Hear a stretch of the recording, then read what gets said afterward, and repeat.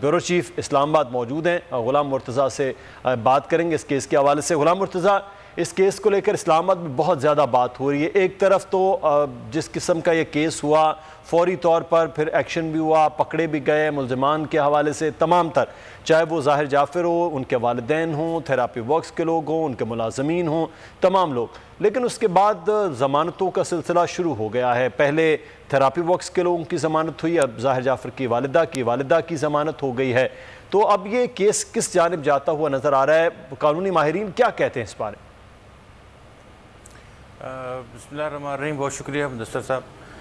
बुनियादी इसमें नुक्ता ये है कि एक बेईमाना कत्ल हुआ है और इस कत्ल के जो सबब हैं वो ज़ाहिर जाफ़िर और उनका कॉल रिकॉर्ड के मुताबिक उनके वालिद, उनकी वालदा और थेरापी वर्क्स के मुलाज़मीन तमाम इस पर्चे में, इस एफआईआर में शामिल हैं।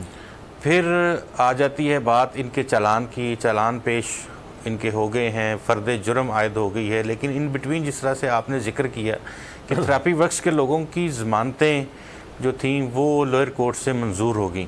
रीसेंट सेशन जज ने उनकी ज़मानतें मंजूर कर ली। तो असल ये एक नुक्ता इसमें समझ में नहीं आ रहा था कि ये जो थेरापी वर्क्स हैं ये बाकायदा यानी कि एयानते जुर्म की दफ़ात इनके ऊपर लगी हुई हैं, लेकिन उसके बावजूद और एक बेईमाना कत्ल है, बारबरिक इंसिडेंट था, तो उसके बावजूद उनकी ज़मानतें एक तरफ हो जाना। फिर हमने ये देखा कि लोअर कोर्ट से लेके हाई कोर्ट तक उनकी वालदा इस्मत जाफ़र की जो ज़मानत थी वो ना हुई, लेकिन सुप्रीम कोर्ट में जो पहले समाअत हुई, एक उसका जो पैच था उसमें तो तमाम बेंच का यही मौक़िफ़ था और यही मानना था कि ये ज़मानत ना दी जाए। लेकिन फिर एक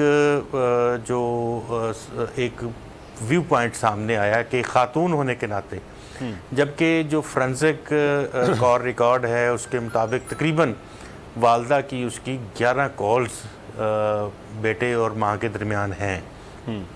तो वो हमारे जो कानूनी माहिरीन हैं उनसे हमारी बात हो रही थी, उन्होंने तो ये ख़दशात का इजहार किया कि ये ज़मानत ट्रायल पर असरअंदाज हो सकती है, शवाहिद को मैनिपुलेट करने में असरअंदाज हो सकती है।